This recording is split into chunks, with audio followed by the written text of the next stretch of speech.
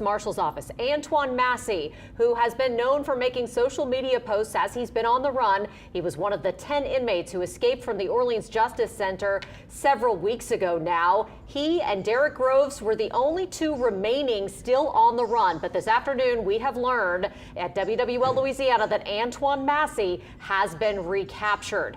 We just got off the phone moments ago with the U.S. Marshal's office. They confirmed to us here at WWL Louisiana that he is, in fact, back in custody, that he was taken back into custody in the Holly Grove neighborhood. And investigative reporter Mike Pearlstein is joining me on the set this afternoon.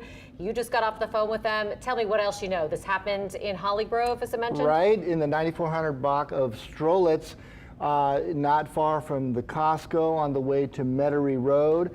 This was all within the past hour, so this is very fresh news and information. Antoine Massey was found inside of a residence. He was alone. According to Brian Fair of the U.S. Marshal Service, he was captured without incident. In fact, he gave himself up once surrounded by law enforcement. This actually came from a Crime Stoppers tip, Katie. So we know that a $50,000 reward had been offered for some weeks now. They had been waiting on tips, in fact, pursuing some of them unsuccessfully until today. This tip panned out. Somebody will be collecting $50,000. It came through Crime Stoppers. Other agencies involved, the U.S. Marshals were kind of leading the search, but instrumental and at this residence were representatives of the New Orleans Police Department, Louisiana State Police, U.S. Marshals, of course, along with JPSO, not far from the Jefferson Parish border. That's right on the line. They assisted. Obviously, they were taking, no chances or risks with these. This particular escaped inmate being considered potentially armed, potentially dangerous, but it ended peacefully. He's now back in custody.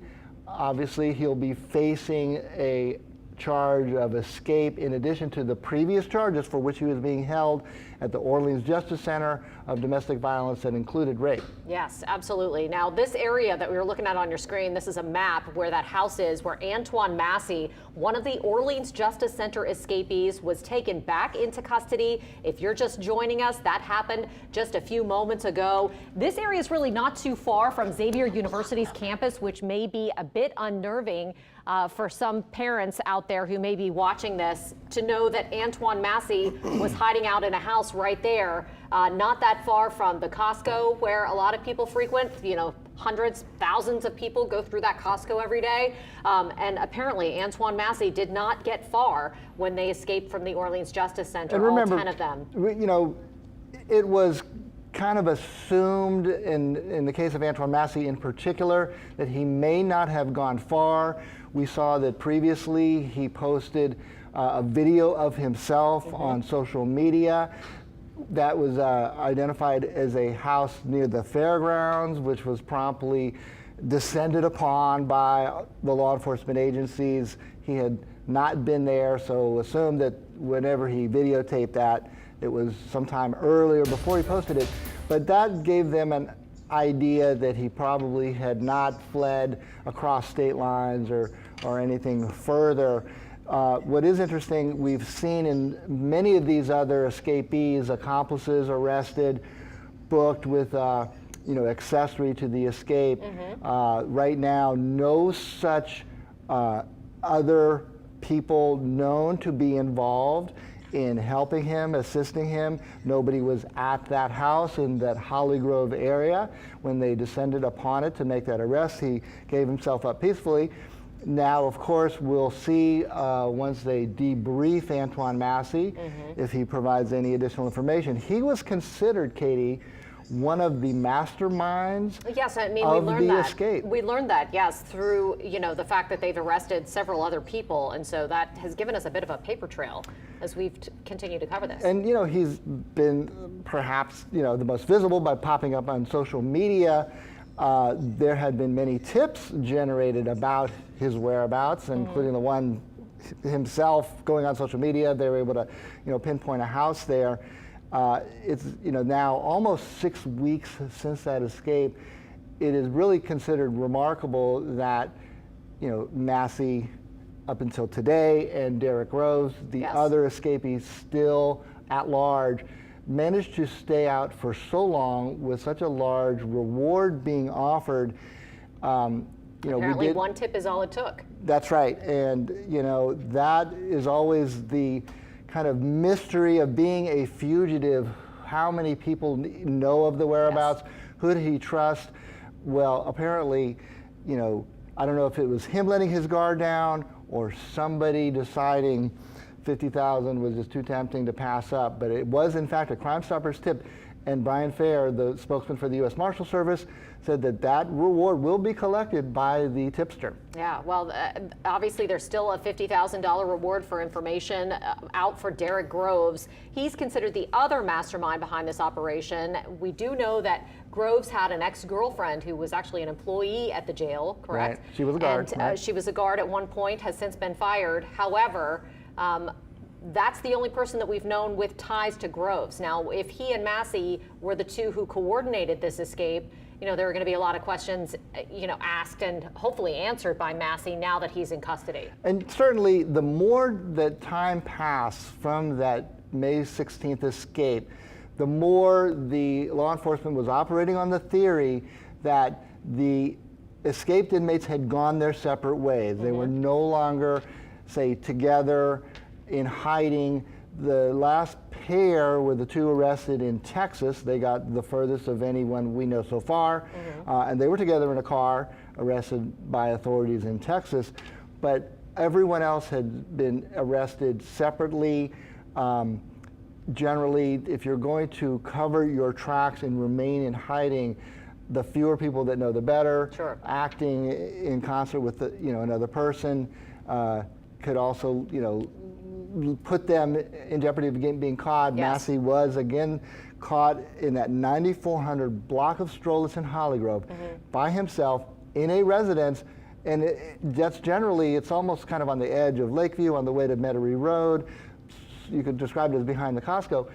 A relatively peaceful residential neighborhood. Yeah, not really Lakeview, but Uptown. It's closer to Hollygrove, borders Uptown, right. And other areas like that. Now, just a few moments ago, you were looking at a booking photo for one of the plumbers who was working at the jail, who has been accused of helping these inmates escape. Now, that affidavit in his arrest is where we got a tremendous amount of information about how this breakout happened. And that's when we first learned that Massey and Groves may have been the two that were the ringleaders behind this, and that they had been working together, that they had confronted this plumber allegedly. Plumber now tells a different story through his attorney, so all of those details are going to play out in court. I think that's when we're finally going to figure out exactly what happened, but you would assume that the U.S. Marshal's Office, the NOPD, every law enforcement agency, Louisiana State Police, which Troop NOLA has been essential in all of this, that they are all questioning Massey, that they are going to try and get as much information out of him as possible about, number one, how this went down, and number two, where Derek Groves might be. And you mentioned in the case of the Sterling Williams, the maintenance man at the jail who was arrested, and in fact he was the first of the non-escapees, to be arrested as a helping or an accomplice. Yes. And the initial account, I'm glad you used the word allegedly, because that's now in some dispute by his own attorney, but his allegation that he told detectives at the time of his arrest was that he was threatened with a shank, a crude homemade prison knife, that under that threat he turned off the water so that the inmates could crawl through a hole that they, I guess, punched through a wall of an empty cell behind a toilet and sink fixture. Later, once he got to court, his attorney gave a different account, that it was a matter of a plumbing issue and maintenance that led to him turning off the water. Even said he was not threatened with a shank by these two inmates. That's what the lawyer said in prison, in court once Sterling Williams went to court. So this is definitely in dispute, not completely 100% fact at this point, but that is what law enforcement believed, and that is what was contained in that arrest affidavit. But we do know, obviously, Antoine Massey was vocal by, and obviously some risk there on going on social media, giving a lengthy account in which, as you recall, he said, I didn't escape, I was let out. led to obviously a whole nother sequence of questions as to who might have been involved. Obviously, Yes. Sterling Williams is facing the charges of aiding the escape. Were there others? The Attorney General's office is deep into a criminal investigation into whether there was other inside help. But by all accounts, Antoine Massey, he was vocal when he was on that tier prior to all of this. He was vocal when he popped up on that social media claiming innocence in the underlying charges that put him there, domestic violence, up to and including a rape charge, as well as the escape itself. Kind of hard to make that argument while a fugitive on the run when you're not where you're supposed to be in custody. But nevertheless, we heard it, he said it, I didn't escape, I was let out. Yes, he also has a lengthy rap sheet as well for Does. prior crimes in addition to what he's facing now. And you know, important to note that among the priors were 2 escapes, one from a jail and one from a juvenile detention center, as well as twice cutting off an electric ankle bracelet when he was out on bail. And so he's considered a 4-time escapee before this. Which of course raises a lot of questions about the security of the jail, and we've been asking those as this has all played out about Susan Hudson and whether or not, you know, decisions were being made to house these people in a secure enough position that they required, given that 10 of them were able to escape and be undetected for hours.